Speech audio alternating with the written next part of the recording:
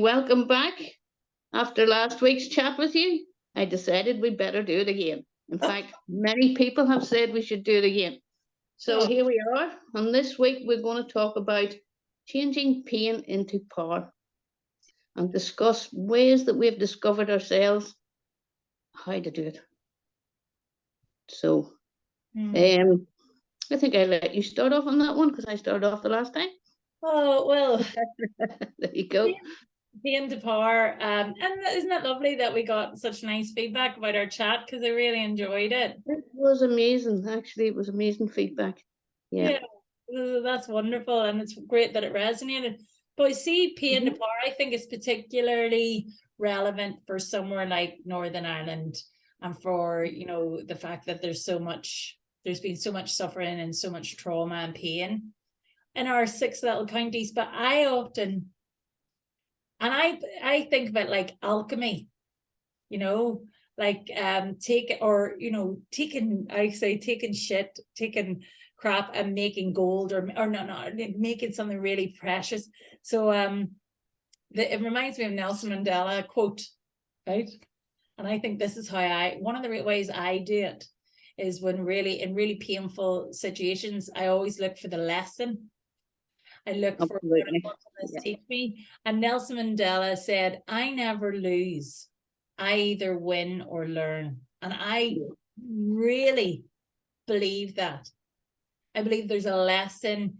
Now, this is where I'm going to pass it back to you in a wee sec, Carol, because this, as a therapist, I am very gentle with people, because whenever you've got somebody who is experiencing like complex trauma, complex grief, like after an incredible tragedy or an incredibly difficult situation, like a family member or loved ones died by suicide, or the death of a child, or something like a bomb or anything like that, I find it, I can't say these things to those people in that time, in that deep suffering.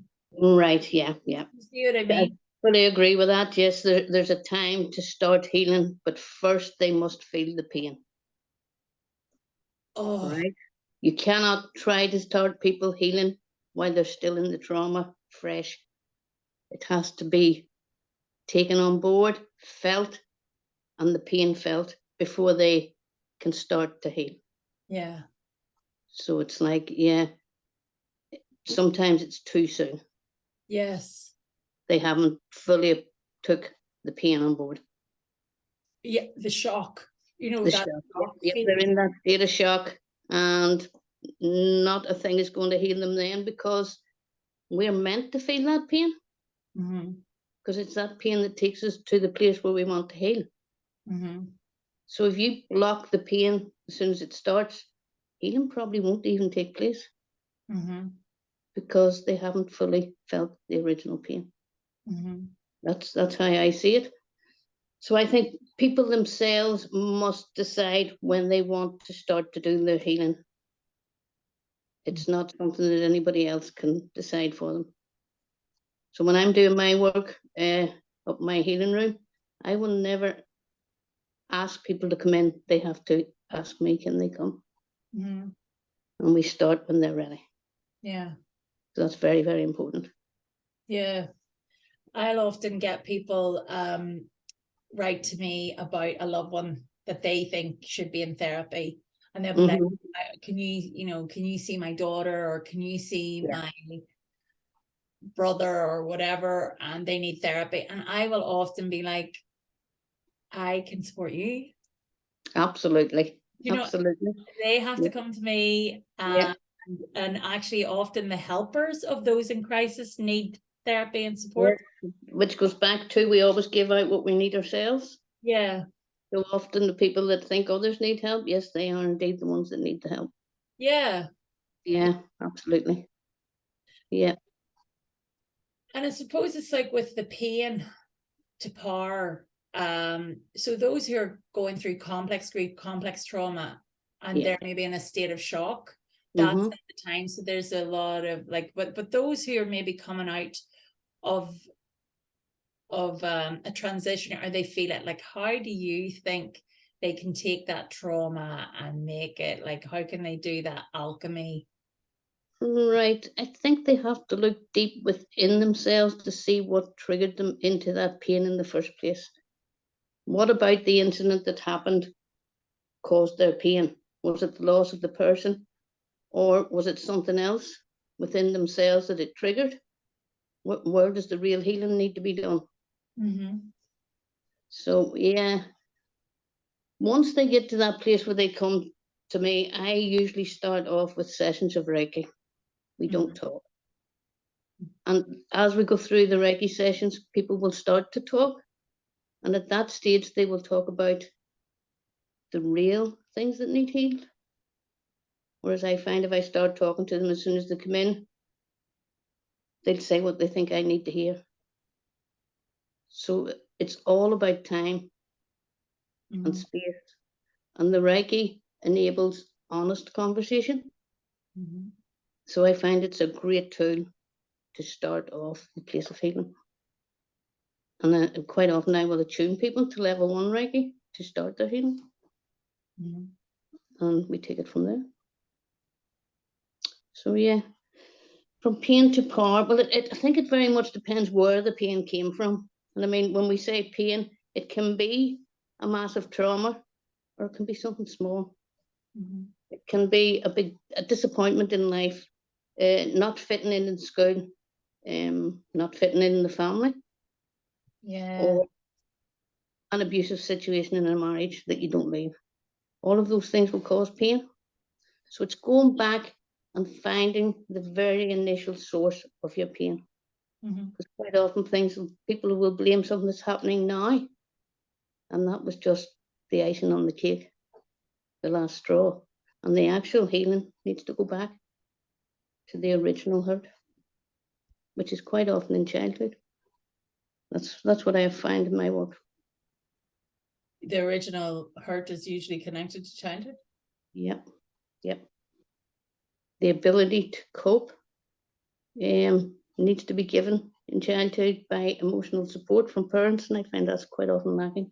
Not through any fault of the parent, because it's not something that's taken serious in society, and probably should be on the school curriculum. How to deal with crisis. Yeah. But yeah, so there's no guidance where to go to with pain. So most people take their pain and turn it inwards on themselves, where it starts to fester and hurt even more. And it can be difficult because people are afraid of shame, people saying, well, it wasn't that bad, why are you suffering so much, and things like that. So they don't like to talk about things sometimes. Yeah. And it's getting them to bring that out, especially with men. Yeah. Because they won't talk on any kind of emotional level much at all, most of them. Yeah. Yeah. So that's pretty much where I am on the pain thing. I myself started off from a very dark place. 1995, I think I had quite a serious suicide attempt. So I think you could call that pain when you're at the point where you don't want to be here.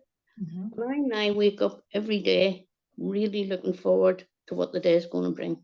And that was possible, and it took a long time, but it's one step at a time.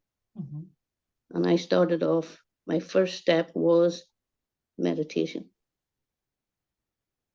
I found that meditation took me inwards, and I was able to identify what was hurting.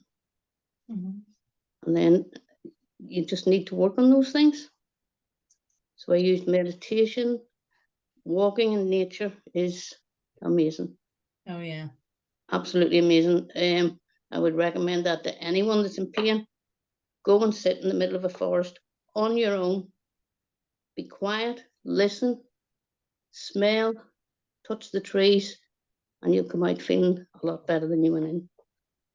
Yeah. Because that's where healing is. Yeah. Indeed. Yes, I know. Yeah. And or on a beach or by a river. Oh my God. Yep. Any part of nature. Yep. because I'm an ego therapist and I find at different times for different kinds of pain, like there's heartbreak pain or there's grief. But I actually think the more I work as a therapist, the more I think it's about knowing yourself, know thyself, because I've noticed that a lot of my clients, people are and this was something where I came to learn that I was neurodivergent, because I used to experience pain because of rejection sensitivity, which I didn't even know what it was or how it was affected me. But it was like, it's a thing that's quite common in ADHD and things. And I was highly sensitive to rejection, whereas a lot of people wouldn't. If they had maybe that secure attachment you're talking about, they would be able to take rejection very easily, whereas I felt it so intensely and I internalized that. But it was whenever I learned that this is something I'm very sensitive to, things that maybe other people aren't, I was able to turn that pain into power, because myself, but I had to understand myself first. But that's important for everyone. Absolutely everyone is to know yourself. Yeah. And quite often when people think they know themselves, what they actually know is society's illusion of them that they have put onto them. Yes. So if you're walking about with core values that you picked up from here, there, and everywhere, and you don't actually believe any of them, you're going to be totally mixed up when it comes to feelings and trauma and everything else, because you're not coming from a real place.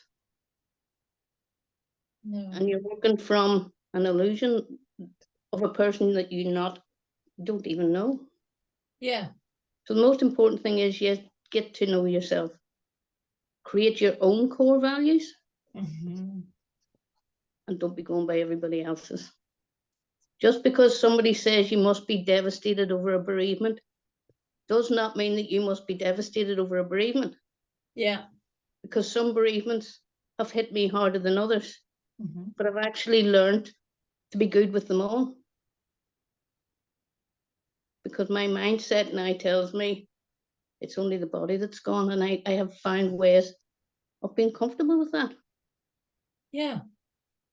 So each person needs to create their own values and their own mindsets, rather than just doing what society says you should do. And Carol, right? It said, like, Buddhism said, like, we create our own suffering. And all of it is created by the fact that we crave and desire something. Yes. And that we have, we've created this sense of separation. Yes. I actually think there's my thinking is quite Buddhist. I've read a lot of Buddhist stuff. So yes, how can you lose someone if you're a one? Yeah. That connection cannot be broken. Yeah. Only the flesh can leave. Yes. And if a soul and energy, like, the only thing I took from A-level physics was energy can never be created, or it could never be created, or it only moves from one thing, right? So yes, so like, if your connection with somebody and you feel their energy and stuff, like, you can tune in maybe to that, but I don't know. Absolutely, you can tune into that energy. I've actually done a thing called automatic writing, where you tune into the energy of someone who's passed over and use their energy to guide your hand. And I have written pieces of writing for people and signed it in a signature that's almost identical to the person's signature. Wow. That's amazing. So I have a great belief in energy. Yes. That it cannot be lost. Therefore, the person cannot be lost, only the body. Yeah. Yeah. So a lot of the time, if you're to view pain by that, and you're to go in to think, like, what am I craving? What am I desiring? How might I be compounding my own suffering at this point? Yes. I think society compounds our suffering by the beliefs they give us. Once I started to make my own, values and beliefs, I stopped suffering. Once I removed expectations from life, like, I followed the normal route. You go to school, you do your best. I went to school, I did my best. I was top of the class most times in primary school. By the time I got to college, all I wanted was a motorbike and a record player. So I left and I got those. And I was happy with that, and still am. Whereas society pushes you to do things that are not the best for yourself. So it's about making decisions that are made around who you are and what your own desires are, not what society says you should be doing. So yes, we're back to that again. Know your true self, because your true self has very few needs and very few wants. Yeah, right. This brings a lot of people who come into contact, and I've gone through this here. They go through identity crises, or they existential crisis, or like, who am I? I don't know who I am. And they'll often, like, they call it the dark night of the soul and different things like that. Yeah. But it's like that it's Carl Jung says people will do the most absurd things to avoid meeting their own soul. Yeah, absolutely. They go to incredible lengths not to meet. I tell clients, like, it's about making peace with the beast. Shadow work and things like that. All of you, not just the light, the dark as well. Yes. And knowing who you are as a complete person. And that is, in my eyes, the path out of suffering. Because I used to be in pain if somebody stopped speaking to me. That made me, what have I done? I'm a silly person, there's something wrong with me. But there never was. We just weren't matched. It was a friendship going nowhere. But people take such seriousness into these things that should be things that just come and go and come and go. We try to hold on to them. We need somewhere to belong, somewhere to believe we belong. And in that belonging, we block our own freedom to be who we are. Yeah. So, yeah, we need to free ourselves from those wants for attachment. Yes. And then as people come and go, we wouldn't go through grieving every time. We would just see it as the natural progression of life. So, do you know where I'm? Yeah. So that's kind of where I am. People come, people go. I won't try to hold on to them. You've got the life flow. Yeah. And to try and hold on to life causes more suffering.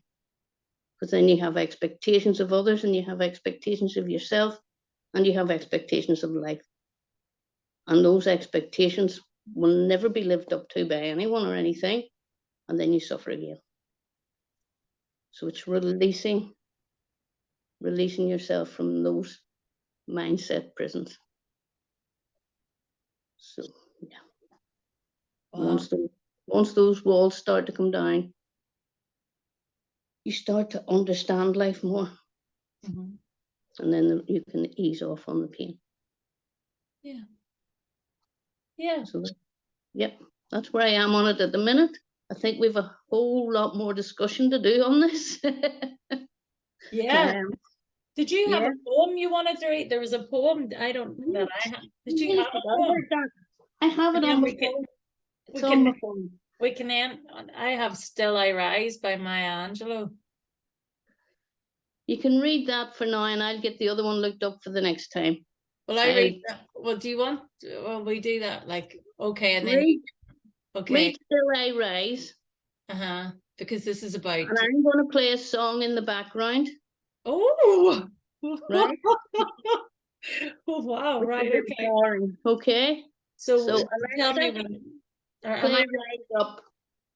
Oh right. So I'm going to go. Well, Still I Rise. Well, this is one woman who took pain, and she went from pain to power incredibly. Okay, so I'm going to read it then. Yes, go. Still I rise. You may write me down in history with your bitter, twisted lies. You may trod me in the very dirt, but still, like dust, I'll rise. Does my sassiness upset you? Why are you beset with gloom? 'Cause I walk like I've got oil wells pumping in my living room. Just like moons and like suns with the certainty of tides, just like hope springing high, still I'll rise. Did you want to see me broken? Bowed down and lowered eyes, shoulders falling down like teardrops weakened by my soulful cries. Does my haughtiness offend you? Don't you take it awful hard, 'cause I laugh like I've got gold mines digging in my own backyard.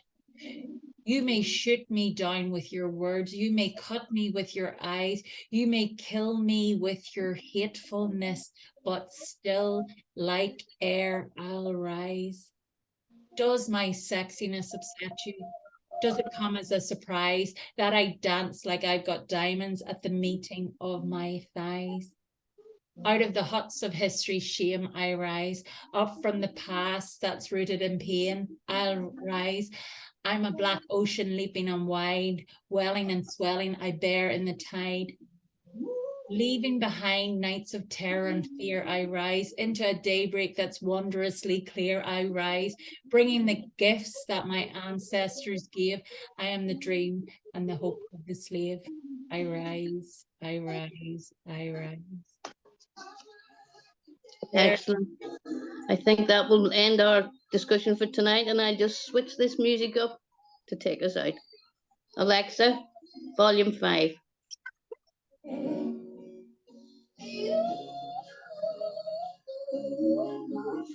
Okay, Lou, I will see you again soon. See you soon, Carol.